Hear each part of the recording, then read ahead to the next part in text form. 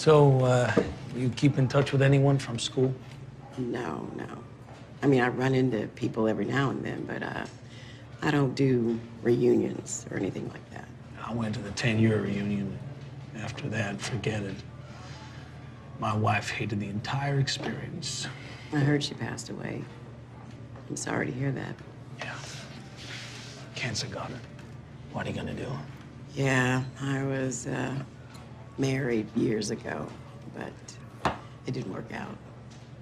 Sometimes you want something so badly, and then suddenly you just don't.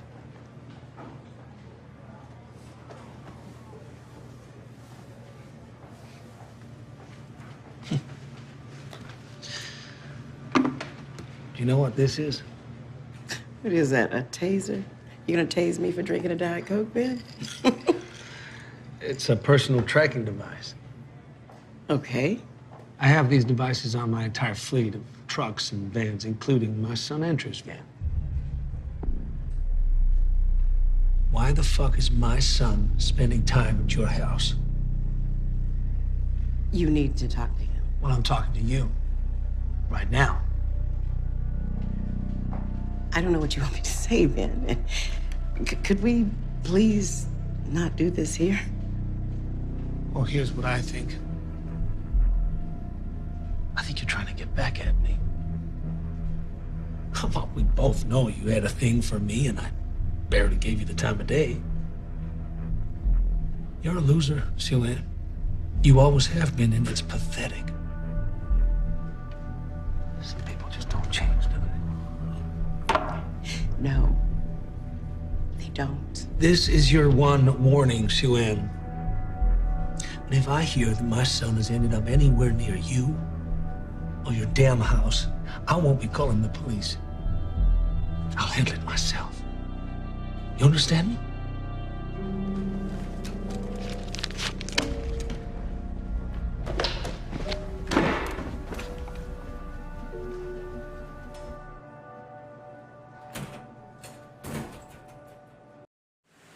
What's going on, beautiful people of YouTube? Bart here with Tully Television, and we're getting into our second annual Spooktacular event during Halloween. I came to suck your views. So this particular movie that's going to kick off the 2024 Spooktacular event for this month, where we highlight certain horror movies, whether they be slasher, whether they be psychological, these type of horror movies. It's going to cover a good genre of horror movies, I think. In like last year's Spooktacular, we went over Halloween and a couple other classics. But this year, we're kicking it off with the movie Ma. It was released May 31st, 2019. And it stars Octavia Spencer as Sue-Ann / Ma, Diane Silvers as Maggie, Juliette Lewis, an icon, as Maggie's mother, Erica, McKaylee Miller as Haley, Corey Focus-Manis as Andy, Gianni Paolo as Chaz, Dante Brown as Daryl, Tanyel as Jeannie, Luke Evans as Ben, who is the father of Andy, and so those are the main characters in this movie. Now, basically the premise is that Maggie recently moved back to her mom's old hometown because of her mother's and father's marriage not working out, and they moved back to where the mother grew up. We come across some old classmates of the mother's, and as Maggie starts school, she comes across a group of friends, and they get along pretty well, and she starts dating Andy. They seem to have a good connection. Now, the first time they hung out, they were trying to have an adult pick them up booze, right, at the liquor store. That classic thing of, can you buy teenagers some liquor? Now, I would never condone an adult buying liquor for teenagers at all, but I think that every teenager has attempted to do this, and we see finally Octavia Spencer's character, Sue Ann, excuse me, show up and be willing to do it. But we see weirdness begin with her as she does it, right? She notices that Andy is in his father's work van, and so she looks that up while she's at work as a veterinarian's assistant, and winds up ratting them out about that they're at the rock quarry drinking. Cops are called, and basically the cops let them go because it's just a bunch of teenagers smoking pot and drinking, and they send them off their way. Don't drink and drive, though, right, guys? I kid. But, and so they come across Ma again, and this time she convinces them to hang out at her house in the basement. Now, first of all, I thought teenagers were definitely more on the cringe factor of that stuff, you know what I mean? Of adults trying to be around them having a good time and trying to act like a teenager. So I don't know why none of that radar went off. It just must have been the tunnel vision of wanting to get liquor, and it's a small town and nothing to do. So you gotta try to take any fun that you can, right? And so they're like, well, this strange lady seems to want to buy us liquor or help buy us liquor and have us hang out at her house. But while they were there, she had like the cute guy, right, Chaz, because all these teenagers fit the stereotypical tropes of high school, right? Like Chaz is the cute guy. Daryl is your token black friend out of the group of white friends. Haley's the popular girl. Maggie's the new girl. Andy's the cute boy. Like this, whatever. Like Chaz was like popular cute boy, and it's just a popular, I guess another popular cute guy or whatever like that. And so we kind of see that there. But anyway, there was a scene where she had Chaz stripped down when she had one of these things, okay? And she then pretended it was a joke and all this stuff. And that should have been red flag, major red flag number one, if you were ignoring the red flag of the adult want to hang out with kids. That should have been never coming back there or whatever like that. But as the movie progresses, she leaks her way into the lives of these teenagers, and we begin to find out that she has a connection to their parents because her and their parents went to high school together, and Sue Ann was basically singled out and bullied by Ben, specifically the Luke Evans character, Andy's father. And so they had basically what the big prank of what happened to Sue Ann Ma was that Ben had her meet him in the janitor's closet to relieve some tension, if you will, orally, and wind up being that it wasn't Ben, it was some other guy, and they tricked her into having oral sex with a guy she didn't know she was doing it to, and the whole class knew, and when she came out, everyone laughed at her and everything. So that was the trigger to all these years later that she was able to find out that these people were connected to these other classmates of hers, that she thought that she'd be able to take it out, now her revenge plan on these kids. The character Jeannie is her daughter. We don't really find out who the father is, and we find out that Ma has been doing a form of Munchausen's syndrome, and I know I mispronounced that.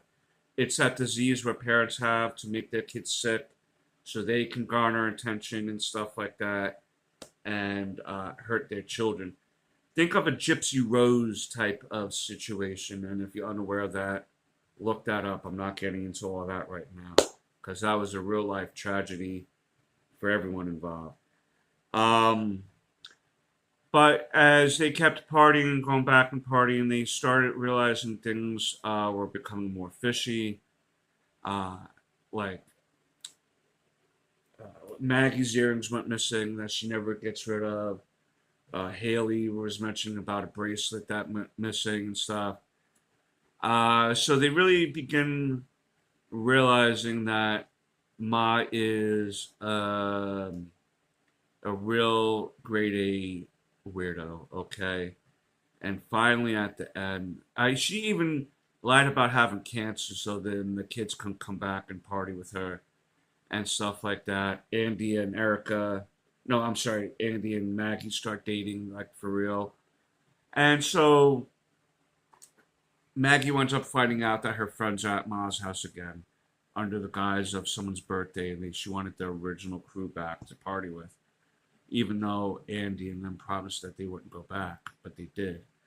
When she noticed on live stream that they were there, she went to go try to save them, and that's when the full plan of everything was going on.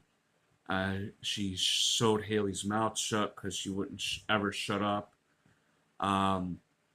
She painted Daryl's face white because she was like, there's only room for one of us, meaning that I guess white people can't have more than one black friend or something. I don't know. I guess that was maybe the meaning behind that. She put an iron to Chaz's stomach because he has such perfect skin and a perfect body or whatever like that. Now he's imperfect. There was another character I gotta bring up, and I forget the character's name, but she would pretend to pass out because she didn't want to drink and get high because her father was a pastor and she didn't want to get in trouble. So she would pretend to pass out at the parties, and she wound up getting stuck there with the rest of them. And near the end, she got hit with the iron and knocked out. Keep that in mind because when I finish the ending, I didn't remember them getting her out of there. But finally, the mother of Maggie realizes she's missing, calls the cops. The cops go there. Ma then really goes off the handle and takes care of the cop. And then her daughter winds up helping the kids overtake Ma so then they can escape. Maggie's mom gets there in time and helps them get out of the basement because it was locked and stuff like that. And the house catches on fire and ends with Ma laying in bed with a dead Ben that she killed early in the movie because she was looking for his son at her house. And so she lays in bed with Ben's body, and as the house burns to flames, and that's where the movie ends. But the character that she hit over the head with the iron after she scarred Chaz's stomach, I don't remember if that girl was dragged out of the house.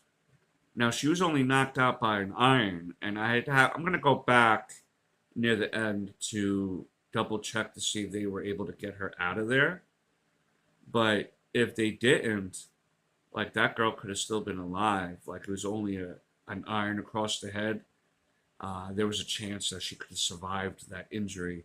But now with the house up in flames, there's no way of getting back in to even check if they didn't even bring her out in the first place. This movie, I'm going to give a 6.5 out of 10. Just for the fact that I would find it highly unlikely that a group of teenagers would stick around this long hanging out with a 40-something-year-old woman. I think that maybe the novelty of that would wear off very quick for a group of teenagers, especially when they notice that they're trying to themselves act like a teenager. So it does take you out a little bit, and that maybe I'm looking at with adult eyes and forgetting what it is to be a teenager. And I'll say no, because I was talking to my friend about it earlier, this movie, and I remember being in my late teens and early 20s, and anyone who's even over 30 that was trying to hang out around us, I would feel very like awkward and weird about, because it's like, don't you have your own group of friends? We're like 21 and you're 35. Why are you trying to hang out with us for? Don't you have friends your own age? And that was at 21. You know what I mean? Where I was supposed to have a little bit more life experience and a little bit more perspective on life, right? Nowadays, at 47 years old, currently, I could see myself hanging out with a 25-year-old or a 30-year-old if I'm out at a bar and having a drink. I can have a drink with someone younger than me. I've had drinks with people older than me. But I'm just talking about exclusively the point of view of a teenager or a young person that thinks that people in their 30s are old. You know what I mean? So that took it out a little bit for me. But I think Octavia Spencer did a wonderful job here. And it's a real shame that there wasn't really space for a secondary movie, because you could have did something similar to how the Stepfather movies did back in the day, where he barely survives and then escapes the hospital and goes to another town and starts all over. You could have kind of did this with this, but maybe the return money wasn't what they were expecting or anything like that. Because usually, if there's money to be made, most movie studios will try to suck every last dime out of you for the IP. But if I'm going to recommend this movie or not recommend this movie to watch, I'll say that give it a shot. I give it a shot. Like I said, Octavia Spencer's performance is really what carries this movie. And I think that she should definitely be given more mainstream parts, more upfront, like the star of the movie. Because to me, even though this movie is at this point 5 years old, yeah, her performance really stands out, I think. And to see Juliette Lewis, I mean, I've been a fan of hers since back in the day, Cape Fear and such. But that's my views on the movie Ma. Let me know what you think down below. And until next time, like, comment, subscribe. The march to 500 subscribers continues. And help us reach our goals and go straight to the moon, baby. Peace, Snookums.